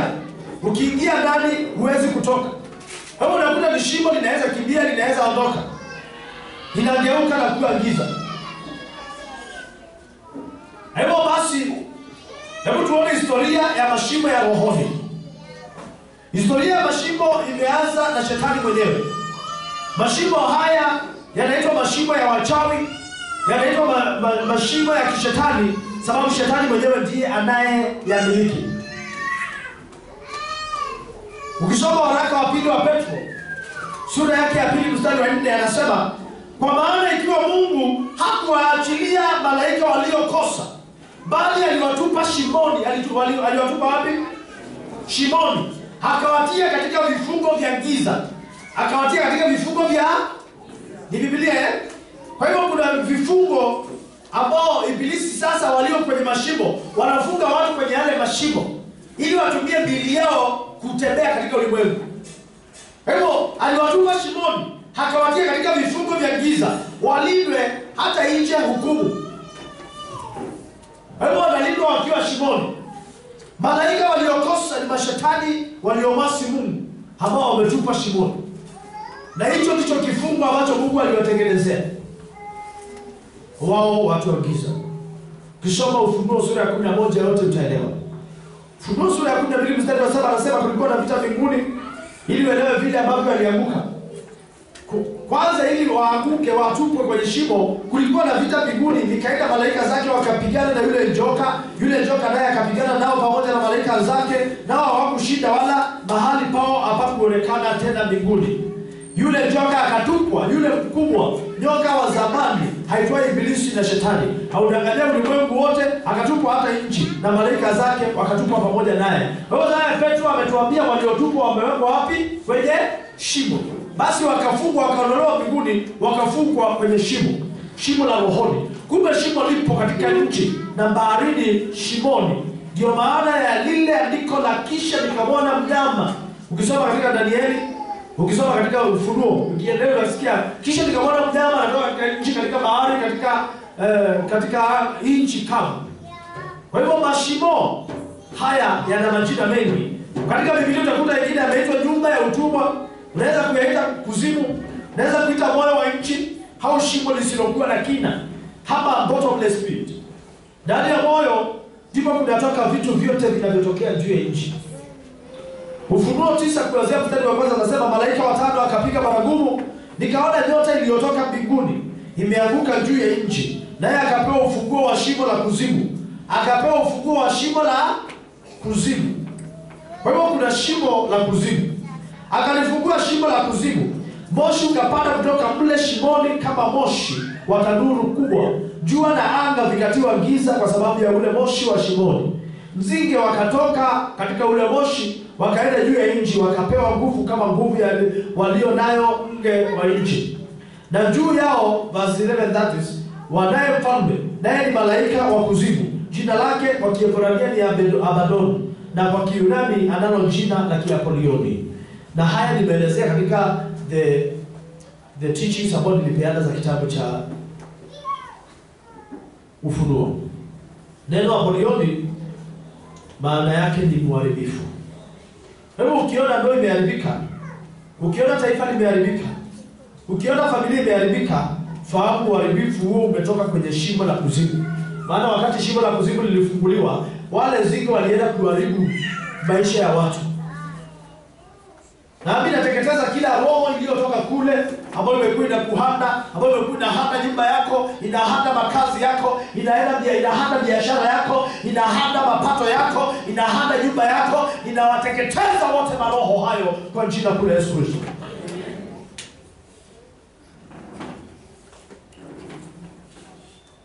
Unatakiwa utofautishe kati ya ulimwengu na nchi. Nchi ni uumbaji kama milima, bahari na ardhi. Lakini ulimwengu ni systems za kidunia, kama systems za elimu, systems za fedha, systems za uchumi, systems za michezo, serikali na kadhalika. Zote hizi zipo chini ya mkuu wa ulimwengu huu ambaye ni Ibilisi. Na hizi zipo kwa ajili ya kumtengenezea njia kuitawala dunia, lakini hatawahi kutawala kwa jina la Yesu. Isaiah 24 verse 17 anasema, Isaiah 24 verse 17 anasema, hofu na shimo na mtego vijuu yako, he mwenye kukaa duniani. Hofu, shimo, mtego vijuu yako. Kwa hivyo wakati unatembea, ujue wanaweza kuwa na kuinda kukutia hofu. Wanaweza kuwa na kuinda na mitego yao kukutia kwenye shimo. Hebu kuna vitu tatu ambavyo vinaambiwa viko juu ya mwanadamu. Lakini kama uko ndani ya Yesu, havina mamlaka wala uwezo kwako. Hatumeambiwa ni hofu, shimo na mtego. Zaburi 30 mstari wa 3 anasema, umeniinua nafsi yangu, he Bwana, kutoka kuzimu. Umenihuisha na kunitoa miongoni mwao washukao shimoni. Daudi wakati alishikana na Mungu na wakapendana na akawa mwaminifu kwake, naye Mungu akamtenganisha na mashimo na kuzimu. Nao umeokoka, umempa Mungu maisha yako. Hautahitajishwa na hizo vifungo kwa jina la Yesu Kristo. Isaya 38 mstari wa 18 anasema, 38:18, kwa kuwa kuzimu hakuwezi kukusifu, mauti haiwezi kukuadhimisha, wale washukao shimoni hawawezi kuitarajia kweli yako.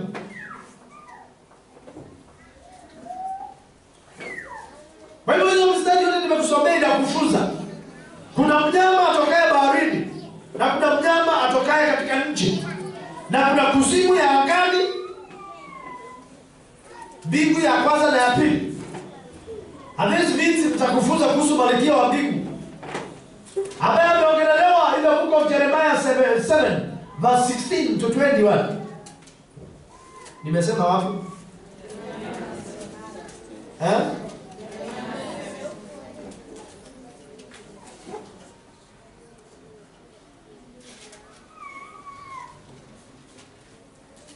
Anasema kuanzia mstari wa 16, basi wewe usiwaombea watu hawa.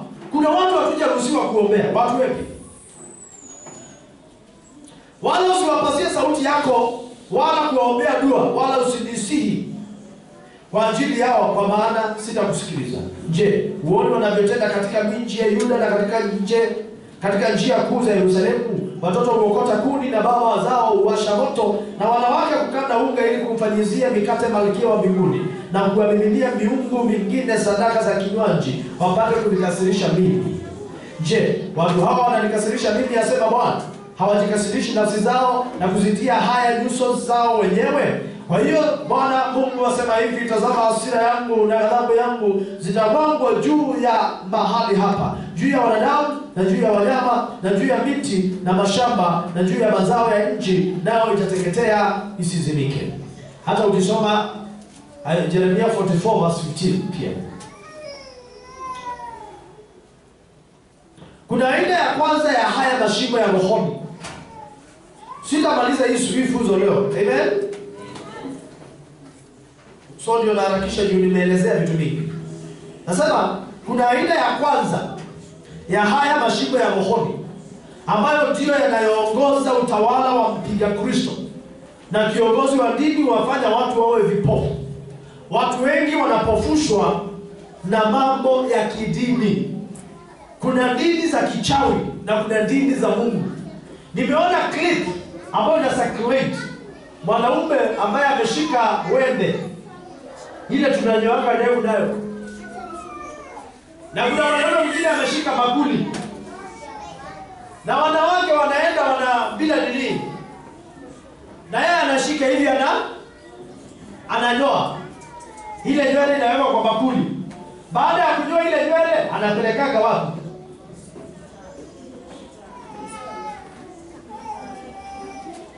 Na mwanamke unaona mzuri tu anaenda anatoa nguo za ndani kwanza anatolea kwa madhabahu.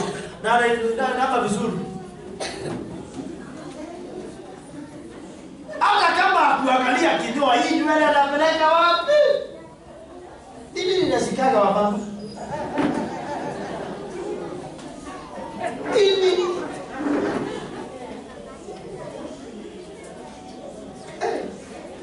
Nimeona leo nimetuma kakili fulani ambao ilitolewa kwa K24. Anaitwa Mungu wa Tagorani ama anaitwa nani? Tongareni. Sasa mama anasimama pale. Kwanza anamuinamia mara 3. Anasema wichi milele Bwana wangu. Wanamwabudu. Wanasema sifa apewe Yesu.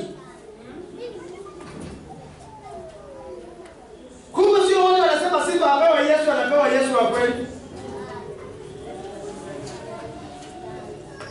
Bwana asifiwe. Mathayo 15 mstari wa 14 anasema, waacheni hao ni viongozi vipofu wa vipofu. Na kipofu akimwongoza kipofu mwenzake watatumbukia shimoni wote wawili. Mimi kama niko kipofu rohoni nitakupeleka wapi mpendo?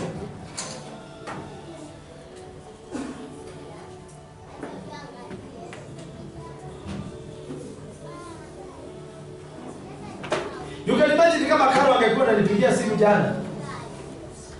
Kutoka siku ile ashaanza kunipigia simu. Wale watu tunawaacha tu.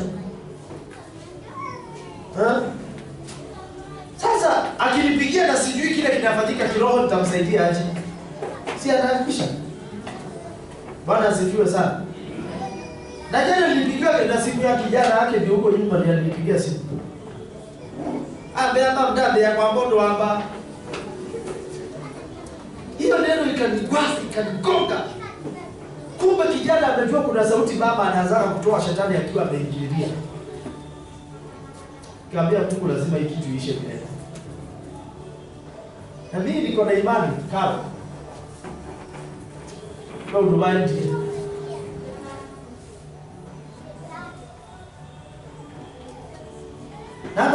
Because kuna siku nyingine amesumbuana na mzee mpaka karibu asubuhi.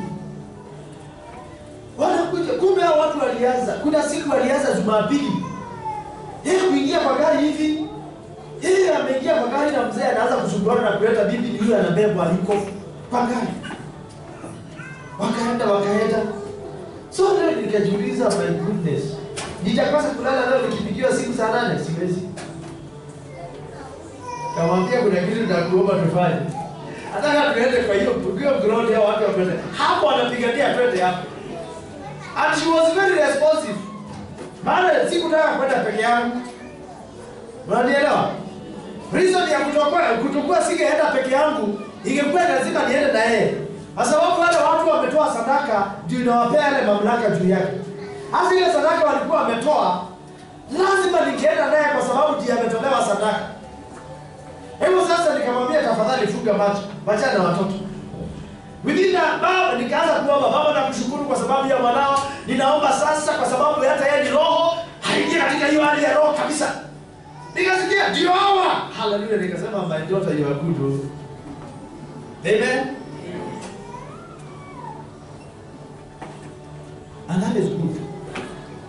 Vita yote unapigana. Niruhusu nilimwambia leo tapeana example na yeye. Yote inaanziaga roho. Yeye anasikia anadugwa roho. Unanielewa? Nikifanya hivi, naduga roho. Hivi ni kuduga roho. Hivi ni kuduga roho. Ni kuduga. Sina maanisha kuna kitu inaduga. Yes. Hapa kuna kitu inaduga. Kuna kitu inaduga. Good. Hapo kuna kitu ukisikia ujue kuna kitu kinatumika. Kuna mhubiri akikuongoza ni wa giza. Si wa Mungu. Na kama si wa Mungu atakupeleka wapi? Kwa giza. Kwa hivyo kama si wa Mungu ni wa giza na atakupeleka kwenye giza ama kwenye shimo. Luka 6:39 anasema 6:39 akawaambia mithali, je, aliye kipofu haweza kuongoza kipofu? Hawatatumbukia shimoni wote wawili? Mjibu, kipofu anaweza ongoza kipofu? Kuna aina nyingi ya mashimo madogo ambao nao ni kuzimu. Yanaitwa mashimo ya wachawi. Wachawi wako na mashimo yao. Na ndio maana nimeharakisha ili nifikie hiyo level. Kwa sababu watu wengi hapo wametumililiwa mashimo. Na tukiteketeza mashimo ya wachawi na madhabahu yao na nguvu yao na kafara zao, yaani sadaka zao na mashetani ambao wanatumia kuliza watu kwenye hizo yako, basi utakuwa umeshinda. Nataka uelewe, mchawi ako na shimo. Tena ako na madhabahu ambao anatumia hili sasa kupata nguvu yake. Hebu katika pale kuna mashetani walizi wa yale mashimo. Ambao sasa mtu ametiwa kwenye shimo, wanaweka askari alinde ili yule mtu asitoke pale. Na ndio maana Yesu alikuwa anatupea mfano na yeye alipofungwa kwenye shimo. Alipozikwa kwenye kaburi pale, waliweka walizi na wakafunga kwenye jiwe na ikawekwa seal kuwa hakuna mwingine anaweza kutoa pale isipokuwa ile seal ama amri ya yule mfalme. Na hiyo ni Mathayo 27 na 28 yote. Hivyo sasa wakati ameweka seal yake iko pale. Seal ambayo imetengenezwa pale. Mchawi naye ako na shimo lake. Na anakuanga ako na kifungo chake. Anakuwa amefence. Anakuwa anasema hakuna mtu ambaye anaweza ingia. Wacheni niwafunze jambo moja. Hey. My people. Mnakumbuka watu wa kale? Mnakumbuka watu wa kale? Babu zetu wa kale. Mnakumbuka walikuwa wanaenda kulisha kwa kichaka. Na hiyo kichaka iko na simba. Hiyo kichaka iko na dubu. Hiyo kichaka iko na mbwa mwitu. Unaweza kufunguka akili?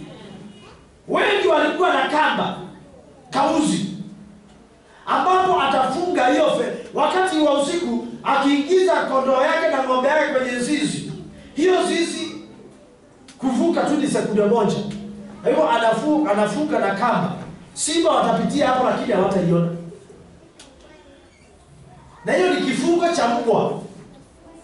Mbwa akibeba nyama ama mfupa na ameshiba hawezi kula tena, anaweka store. Store yake ni anywhere. Na anafunga na kifungo yake ya mdomo. Akimaliza kufunga, anakuwa amefunga ile harufu isisikike na mbwa mwingine, isisikike na mnyama mwingine. Hata mbwa mwingine apite hapo atapitia juu ya hiyo, hata ataikanyaga hiyo mifupa na hata sikia amekanyaga kitu na ataenda. Ni yeye tu anajua kile ameweka pale. Ama ujui hata wanyama wako magical. Hala. Bwana asifiwe sana. Hapa wakati washaona hiyo story ya mbwa anasema. Wakati washaona hiyo story ya mbwa, hakuna mbwa mwingine anaweza akiweka ameweka. Hawa watu wako na very strong magic. Hiyo mbwa. Kwa hiyo sasa hawa watu ni kama wanasoma mbwa vile wanafanya. Bwana asifiwe sana. Hello. Nimekwambia Mchawi kuna level akitaka kukamata lazima achinje. Na akichinja hana haja na nyama zote, hana haja na ngozi. Maana ngozi itatumika kukufunga. China wanatumia mbwa. Wanatumia kukamata, wanachinja mbwa, wanatoa ngozi, wanakamata mtu.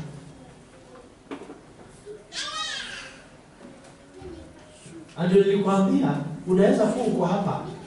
Kuna watu ushasikia nikikuombea, nikiguza hapa kwa mgongo, hata kama sitaguza spinal cord, nikishika tu mgongo, unaanza kusikia kama kuna vitu vinakuwa pains of you. Ushasikia kitu kama hiyo? Bwana asifiwe sana. Ama nakuja naomba, ame nakuja nagonga tu mgongo. Wewe unadhani na kugonga tu, mimi sikugongi. Najaribu kubakua hizo makozi ya ng'ombe ya mbuzi ile iliyolalishwa, unanielewa? Lakini kwako utaona na ngonga. Lakini juu kuna ile kitu naondoa. Unanielewa eh? Na wewe utasema pastor amenigonga mgongo sana. Na kumbe nimeonyesha umelalishwa kwa hiyo. Kwa hivyo ukiwa umelalishwa na hiyo unatembea, wewe kwa mgongo unaona umevaa jacket, lakini nyuma mimi nikiangalia naona ngozi ya mbuzi. Na as long as uko na hiyo ngozi ya mbuzi, unaweza kuongewa anywhere hata kama uko kwa njia.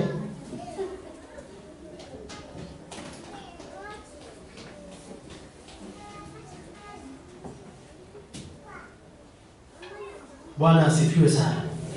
Tunaweza malizia hapo leo ama niendelee kidogo? Niendelee kidogo. Wangapi wanasema niendelee kidogo? Wangapi wanasema nisiendelee kidogo? Feel free.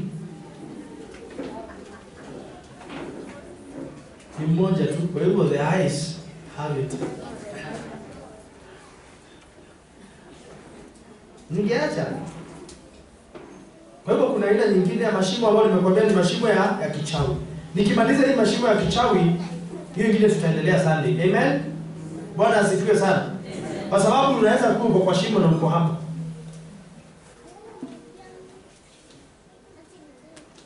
Saa zingine kuna vile Mungu anakuwekanga, kuna maji kwa Mungu anawekanga. Ili uweze kujua uko level gani. Ili uweze kujua unaitaka Yesu anaitika ama hazitika. Na sasa umelala unasikia ni kama uko katika hali fulani. Unaita Yesu, sauti itoi.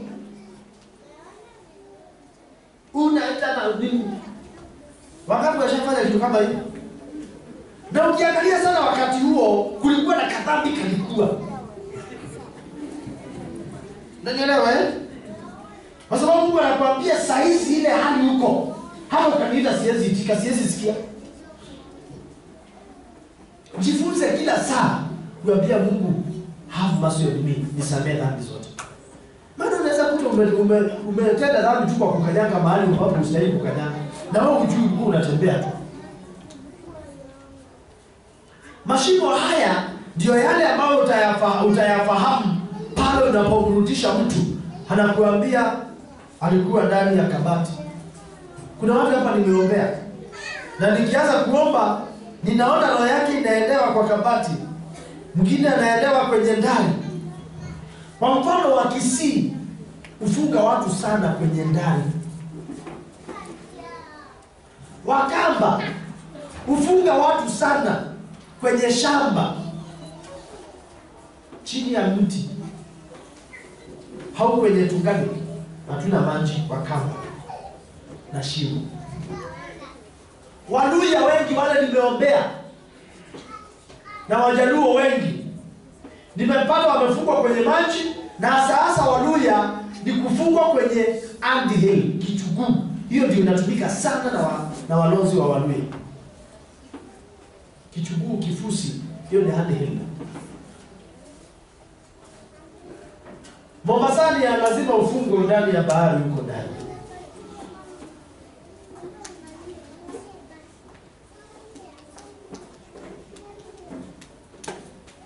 Hakuna mahali ulimwenguni hakuna uchawi. Ni kumaanisha hakuna mahali shetani hajaweka kanisa yake. Isipokuwa mahali unakaa ukiwa umeamua kukaa na Yesu hata kuwa.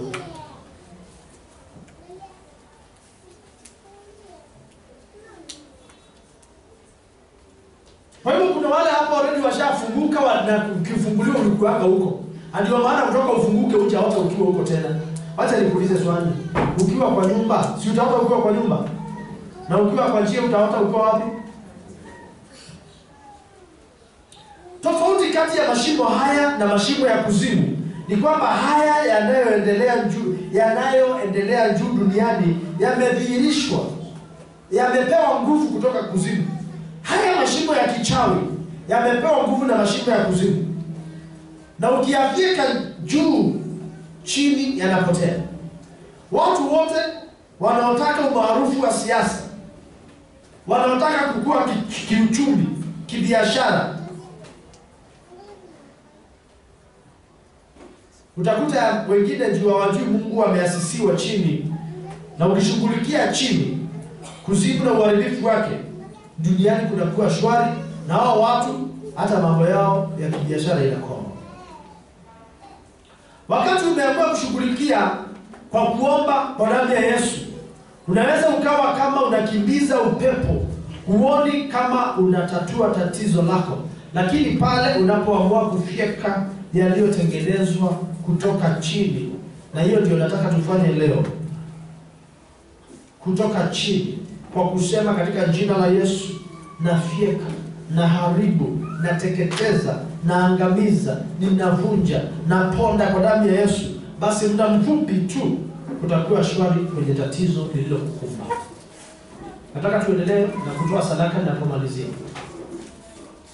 Shika sadaka yako na maisha yako, kwa sababu kuna maombi nataka kuombea hizi vitu before tuanze maombi.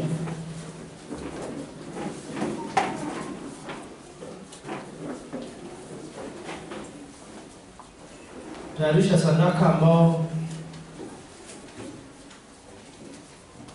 ni ya baraka mbele ya macho ya Mungu.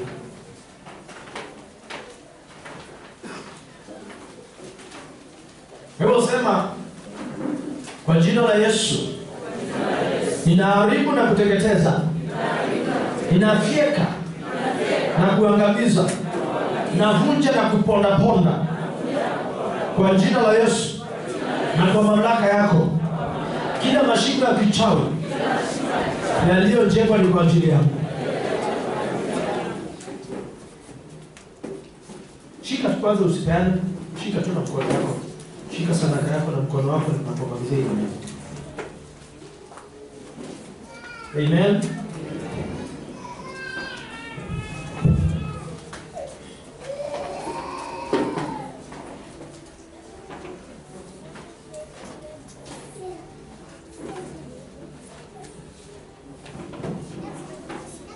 Kwa ajili ya mtazamaji wetu, I praise your name, O God, to them, and I pray for deliverance and healing and total peace upon your life. In Jesus' name.